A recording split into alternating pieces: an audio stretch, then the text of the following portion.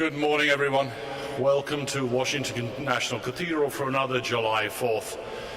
Every time this comes around every year, I feel the need to have to work a little bit harder.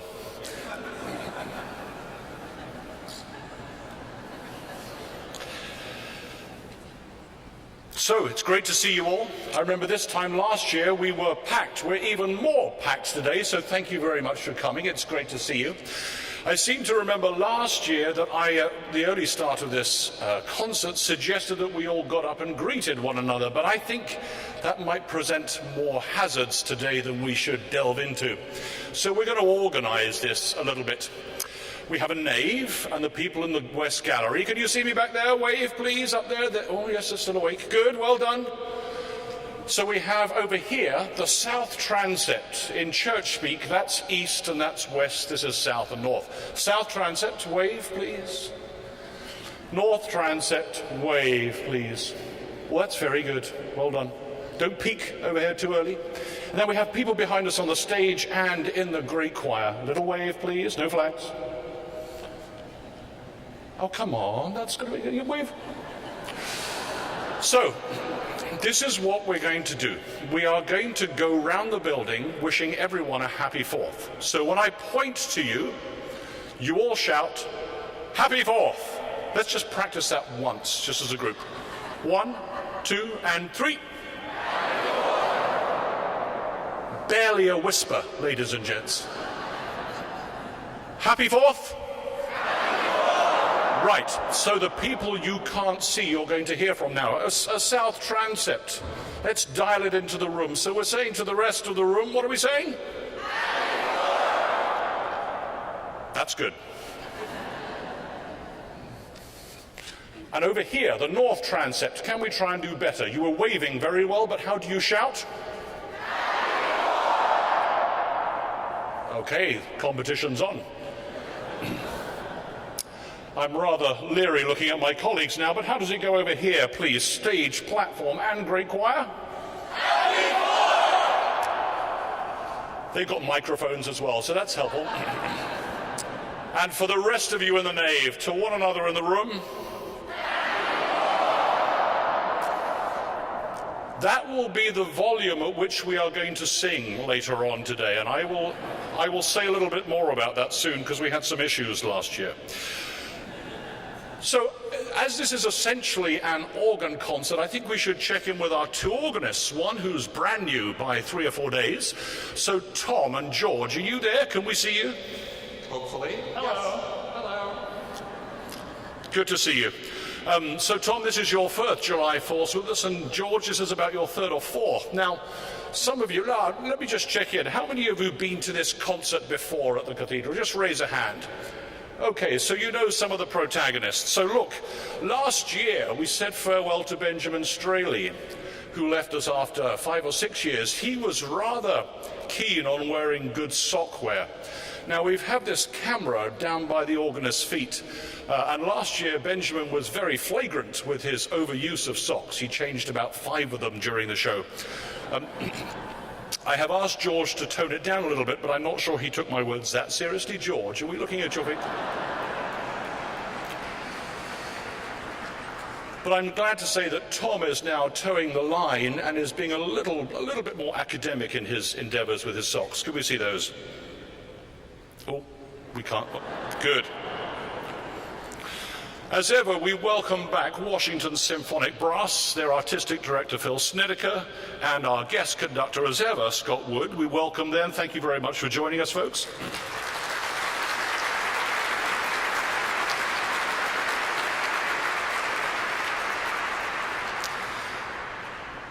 Now, sadly, the sea chanters can't be with us this year. They are often with us, so they are doing the Boston Pops concert tonight up in Boston, so they send their best wishes. We have the home team looking like a sort of a collection of what do we call them? I don't know. Happy, thriving people there. So, did you bring your flags? Eggplants, there they are. Look, well done. So, The instruction for them is if we feel that the energy is lapsing during the next hour or so, that they will get very active. They are a highly professional group of people. They are very studious. They are very well prepared. They are always on time. Crossley, yes, could you just take your seat? As I said, always on time. Crossley, you have your music? Good. Did you bring your flag? Okay, Crossley is one of our younger members. You didn't bring your flag? Did you not see the email? Okay. Excuse me.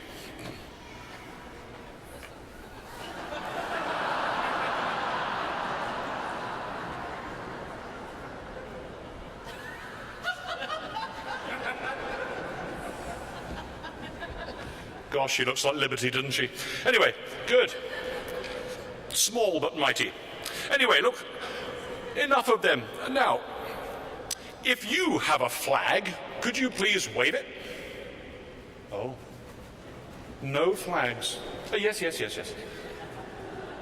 If you came with some garment that has the American flag on it, would you please stand up? Oh, come on. There's more than that. Yes, well done.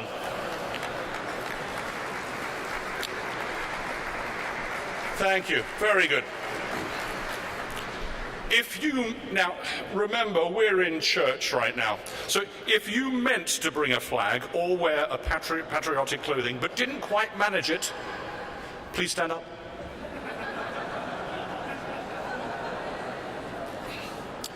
Okay. This is going to be a hard crowd. Okay, then next. Let's take this to the next level.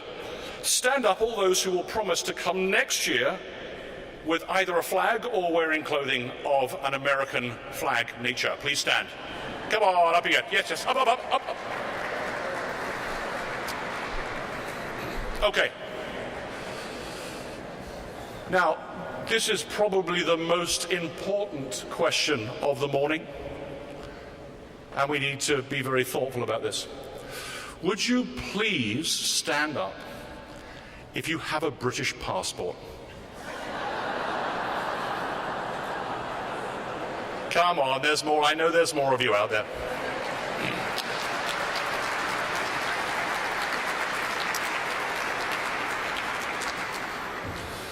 The Star-Spangled Banner was written by Francis Scott Key, and this came as a result, the poem came as a result as his observance of the British attack on Baltimore's Fort McHenry during the 1812 war.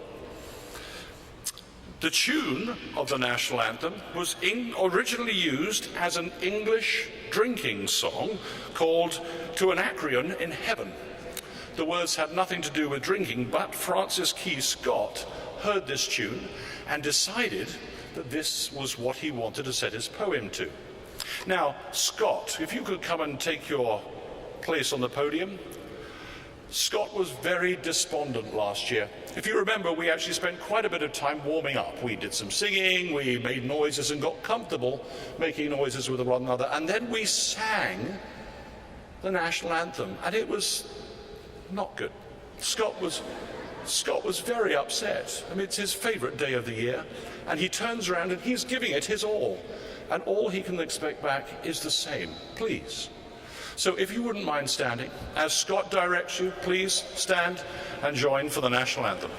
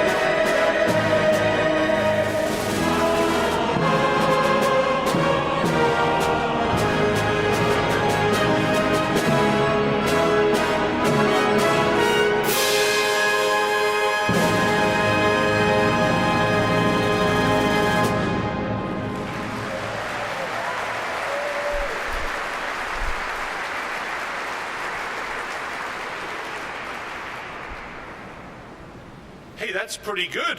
Well done. Okay, let's get in the mood. Benjamin Franklin proposed the turkey as the national bird, but was overruled by John Adams and Thomas Jefferson, who recommended the bald eagle. Both the Philippines and Rwanda celebrate July 4th as their Independence Day. And here's something which we got off YouTube, so it's going to be accurate, of course. There was a spike in popularity of the following 10 songs in reverse order. So from the 10th most well-used tune on July 4th to the best. Now, I tried this with the choir earlier. They're young things, so I'm not sure we quite sort of delved into musical history, but give a little cheer if you recognize one of the top 10 songs used on July 4th. In 10th place, Pink Houses by John Mellencamp. Anyone? Yeah, you can cheer.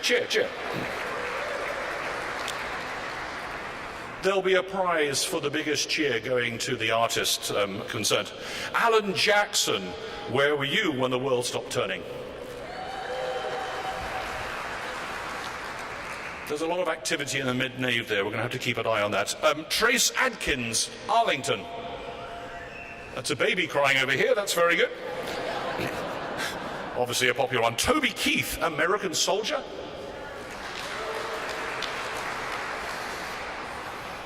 Fallout Boy, 4th of July. Okay. That's number 6. We're obviously warming up. Neil Diamond, America.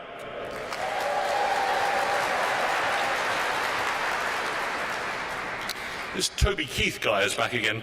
Made in America, Toby Keith. It's just a picture of still life over here, really. It's courtesy of the red, white and blue, Toby Keith. Okay, I think you've been waiting for this one. Number 2. Born in the USA, Bruce Springsteen.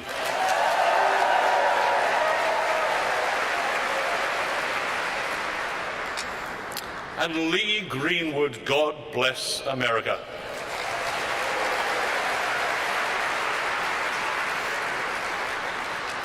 I'm going to hand over to George now, who's going to put the choir through their paces. Battle of Jericho, here it comes.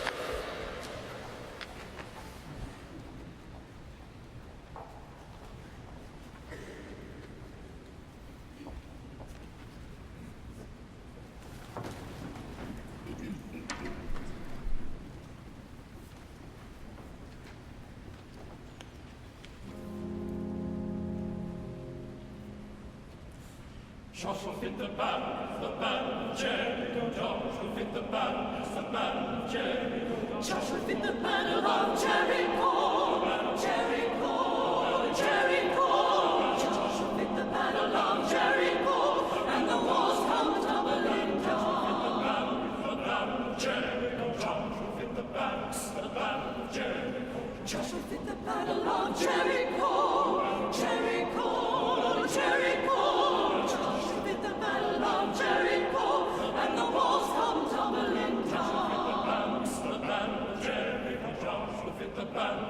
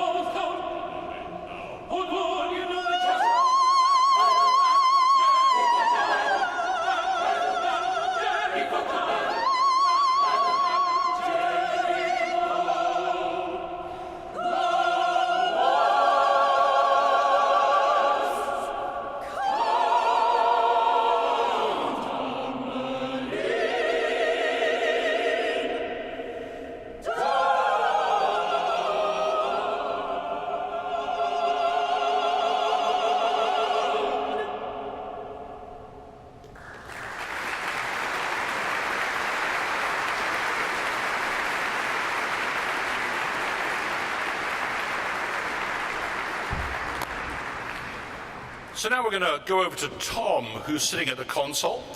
And we, as I said, we took him on board at the Cathedral just 3 days ago. Ironically, he came from Memorial Church in Harvard, where he'd been playing for a long time, much beloved there. And ironically, on his first day on the job here, George and I and a couple of other members of the Cathedral department were at a conference, and we were sitting in Memorial Church, Harvard. It was very odd. George, Tom, it's a lovely place there. Lovely organs, lovely town. What were you thinking coming here? It's a lovely town too. I'll be politic in my answer. But no, I love it in Cambridge, but I love it here in Washington too. Loving to get to know the area. I've been living here for about a month and still getting lost in the cathedral, but I'm sure soon enough I'll be able to find my way at least to the organ console without help. So should I introduce then the next piece, Variations on National Hymn by Margaret Sandreski. Margaret Sandreski is a composer who lives in North Carolina, and she wrote these variations on this popular patriotic hymn. This hymn was written in 1876 to commemorate the 100th anniversary of the signing of the Declaration of Independence. And these 6 variations take us through lots of different moods, from very contemplative and serious to humorous and lighthearted.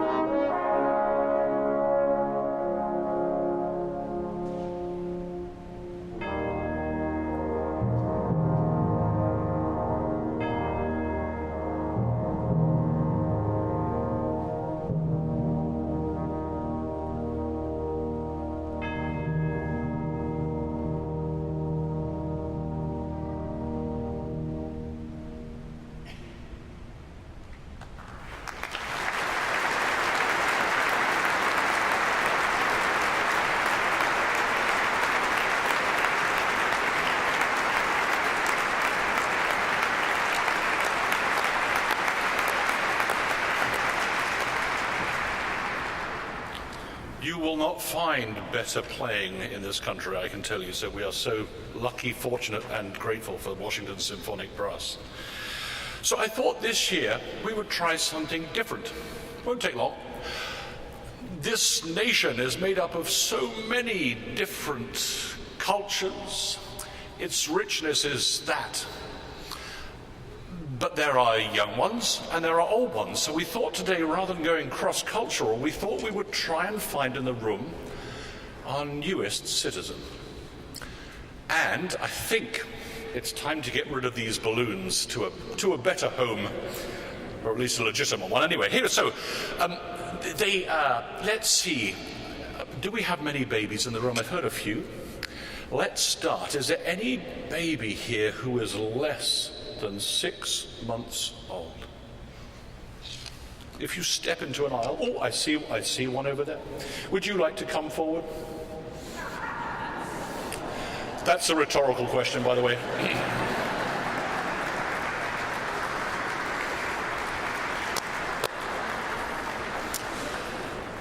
You haven't got a microphone, so we'll just have to use digits for now. So, is your baby less than 6 months old?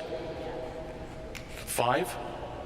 4, 3, 2, oh my word, 1.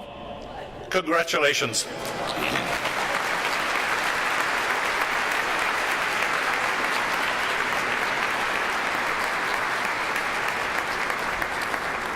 So there are some balloons coming your way, but don't let the baby hang on to it because she may float away.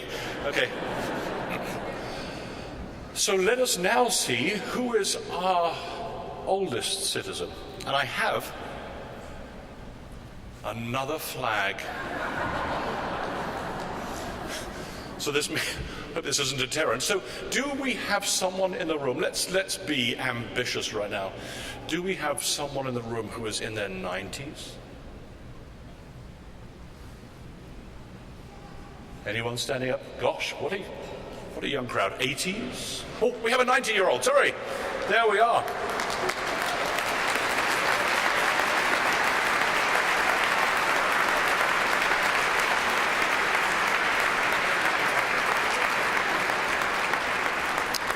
I'm going to send Victoria down with a flag right now. So if you could just keep your hand in the air. So there we are. We have our youngest and our oldest member of this great nation. So I'm going to hand you over to George now, who's going to tell you a little bit about the medley he is going to play. For those of you who have been to these Independence Day concerts before, you'll remember a medley very similar to this one. My colleague Benjamin Straley was the pioneer of this medley, and his was specifically John Williams themed, one of the great film score composers of the 20th century and of this country. I have thought, in the spirit of the aging Star Wars movies and Indiana Jones movies and perhaps some new films and TV shows coming out with recognizable soundtracks and scores nowadays, that I might expand into a little bit more of a generic Hollywood medley rather than staying tied to John Williams' music. So here is a medley of tunes from various movies, some of which you've seen, I'm sure. Some of you have probably seen all of them, like I have. If you recognize a melody, maybe shout it out. Maybe not too loud to disrupt your neighbors, but have some fun with this as the different tunes come along.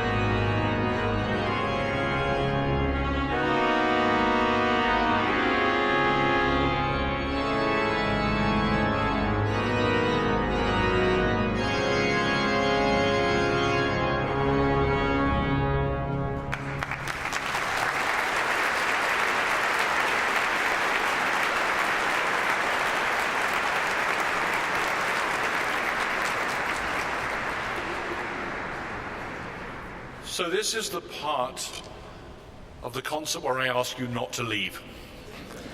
We've come to the free will collection moment, and any moment now people will be passing amongst you with plates, and I would ask you to be as generous as you can.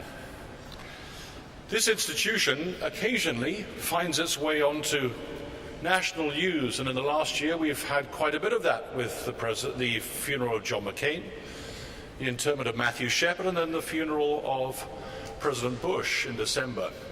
We actually function 365 days of the year, and programs like this require constant help and support. The government doesn't actually contribute to this institution, nor does any central church. So the people who pay for it are the people I'm looking at right now, and looking for to be as generous as you can. We love to be able to celebrate days like today and put our best show on, but it does require support. So I would be so grateful if you could be as generous as you can as the plates come round. And whilst you're doing that, but I don't want you to be distracted, I'm just going to hand you over to Tom and George to tell you a little about the organ. Well, this instrument was built in 1938 in its original construction by Ernest M. Skinner. There'll be a test later, so I hope you're all taking notes as soon as the plate has come around. Skinner was an iconic American organ builder known for his symphonic organs. And what I mean by that is that he could create sounds in the instrument that sounded almost like a symphony orchestra, so something like this.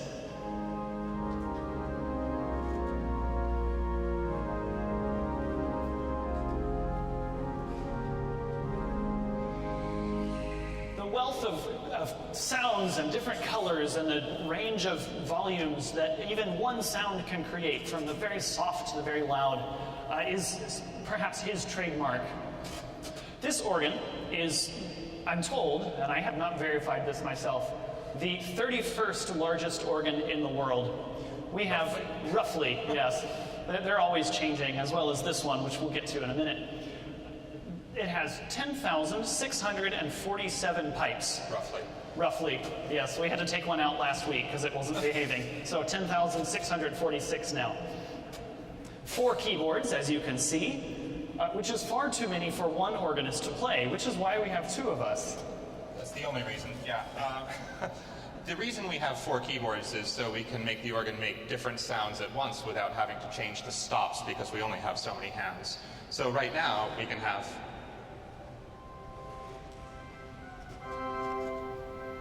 4 separate sounds, and those can be similar as they are here, or they can be very different from one another, which is why we have so many of these, so that it just makes our lives easier. The smallest pipes in the organ are right at the top of, certainly at the top of my hearing, perhaps getting close to dog whistle range. I won't ask for a show of hands of who can still hear this high C.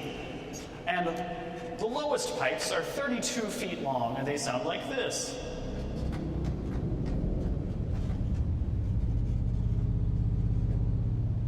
It's not very nice by itself, but it sounds good underneath the full organ.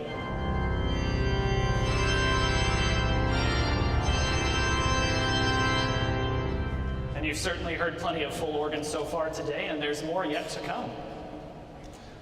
I think that's about all I've got. Anything else you want to say, Tom? Yeah, the only thing I'd like to point out is that the pipes in this organ are all over the front of the church. So you can see some of them here in the big decorative cases, but the majority of the 10,000 and change are up on the 3rd level of the church, right below the stained glass windows, lining both sides. And then there are the big trumpets right over top of the high altar. They work quite well, except when they don't. There's a few notes that don't feel so well. But as an organ ages, it's like anything else. It's like your car. It needs an oil change every so often. And this organ has a lot of moving parts in it that don't always move exactly how we want them to, but that's okay. We love it. I think it may need more of a new transmission than an oil change. Most likely, but yeah. We'll see what we can do about that. I think the collection's about finished, or more than finished. So we'll stop yakking and we'll move on to the next piece. That's great.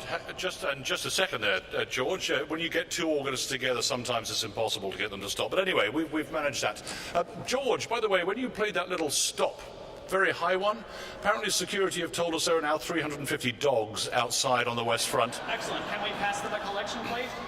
So, before we go on, I think we come to an important part of our concert each year, and that is to recognize people who are always out there defending the liberty that we so greatly appreciate and need. We are such a fortunate country, and it's important at this time and on this day to acknowledge those who stand on a wall and protect that liberty 24 hours a day.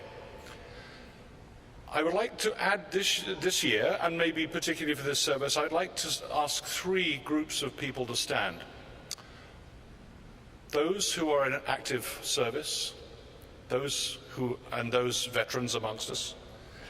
I'd also like to acknowledge those who work in the intelligence services, who maybe do not feel able to stand today, and but we want you to know, if you are here, that that's very important, and we are very grateful. And finally, and most importantly, I think, to the families who support both our men and women in service and our intelligence agencies. So I would like, if we could, please, to invite those people to stand so that we can salute them. Please stand.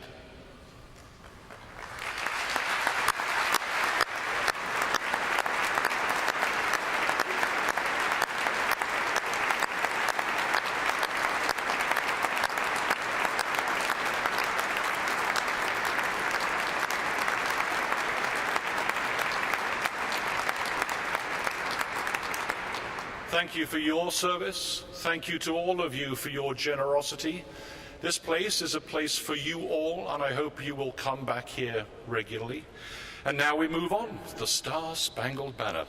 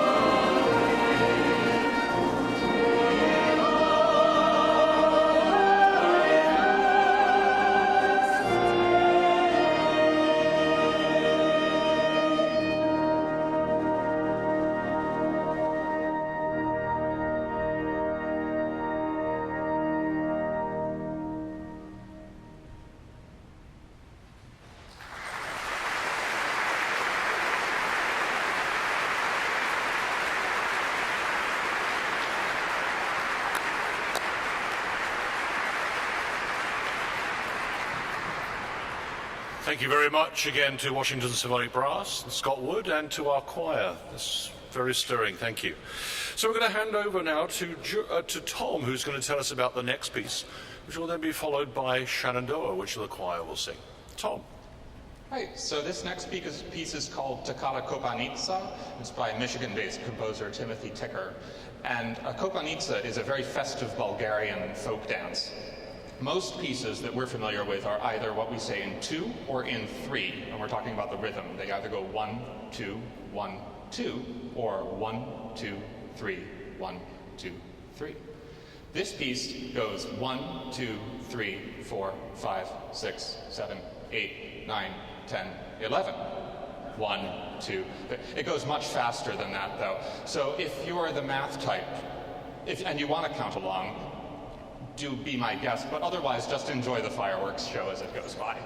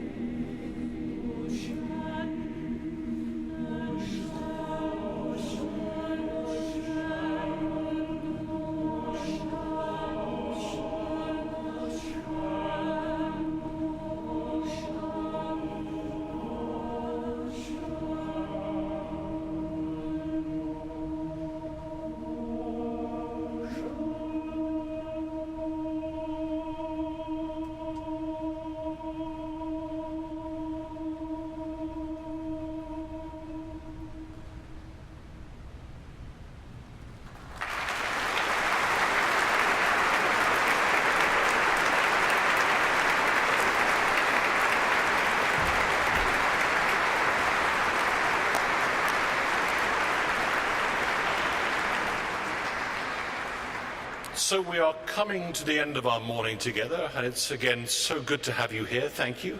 We have some singing coming up for you, so I want you to start to get your minds in that place.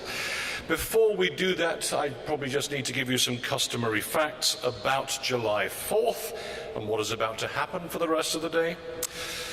The oldest continuous Independence Day celebration in the United States is the 4th of July parade in Bristol, Rhode Island. It began in 1785 and continues to this day. The world's shortest parade takes place in Aptos, Santa Cruz County, California. It covers just 2 blocks of a town that is 2 blocks big. And the parade goes for just 0.6 of a mile.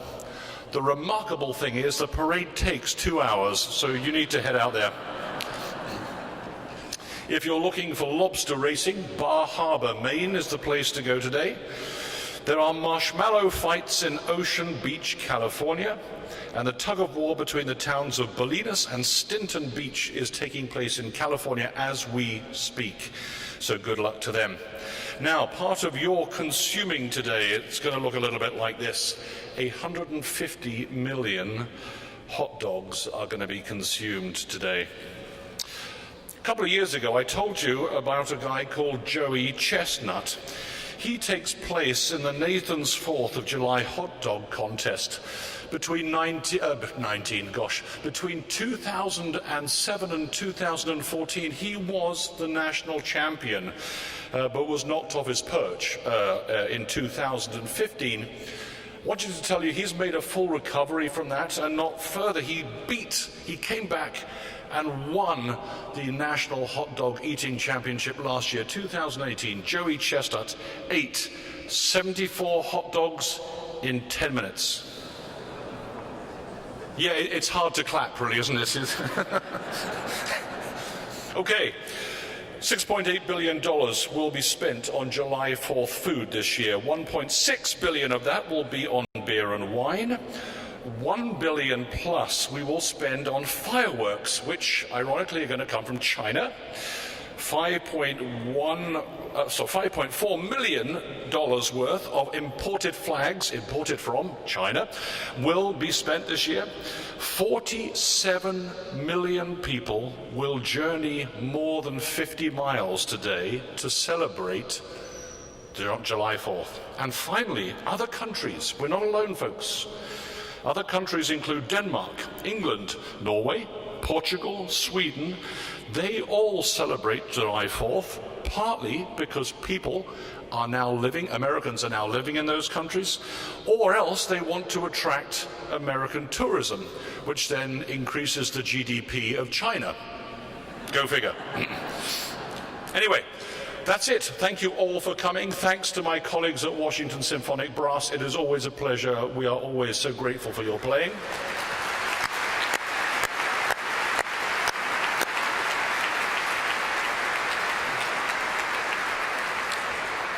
To the choir, who have been remarkably well behaved this year, thank you for that.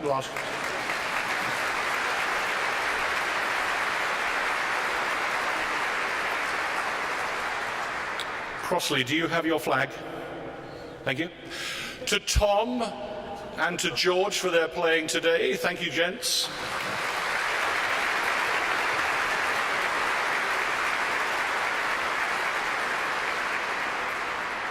And to you all, thank you for being here. Have a fabulous day.